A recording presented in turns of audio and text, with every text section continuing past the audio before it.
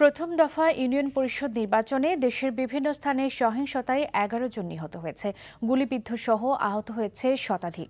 সহিংসতায় পিরোজপুরে ৫ জন, কক্সবাজারের টেকনাফে ২ জন, সিরাজগঞ্জ, ঝালকাঠি, নেত্রকোনা ও পটুয়াখালীতে আরও ৪ জন নিহত হয়েছে। নিয়ন্ত্রণের বাইরে চলে যাওয়ায় ৬৬ কেন্দ্রের ভোট বাতিল করেছে নির্বাচন কমিশন। বিস্তারিত ডেস্ক রিপোর্টে।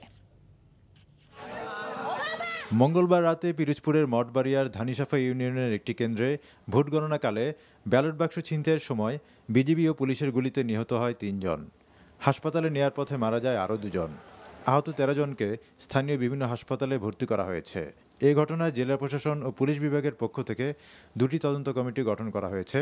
জেলা প্রশাসনের গঠিত কমিটিকে আগামী ৭ দিনের মধ্যে প্রতিবেদন জমা দিতে বলা হয়েছে।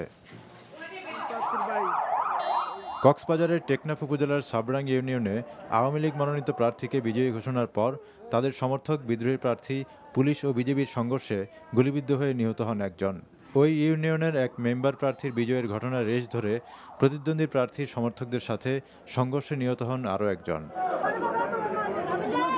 সিরাজগঞ্জের রায়গঞ্জে ২ মেম্বার প্রার্থীর সমর্থকদের সংঘর্ষে নিহত হন এক মহিলা। আহত হয় আরও ৫ জন। ঝালকাঠি সদর উপজেলার নবগ্রাম ইউনিয়নের কালিয়ান্দার ভোট কেন্দ্রে ২ মেম্বার প্রার্থীর সংঘর্ষে একজন নিহত হন। ভোলায় ৫ উপজেলার বিভিন্ন কেন্দ্রে দফায় দফায় চলা সংঘর্ষে আহত হয় শতাধিক। লক্ষ্মীপুরের কমলনগরের ২টি কেন্দ্রে ও রামগতির একটি কেন্দ্রে মেম্বার প্রার্থীর সমর্থকদের মধ্যে সংঘর্ষে আহত হয়েছে অন্তত ২৫ জন।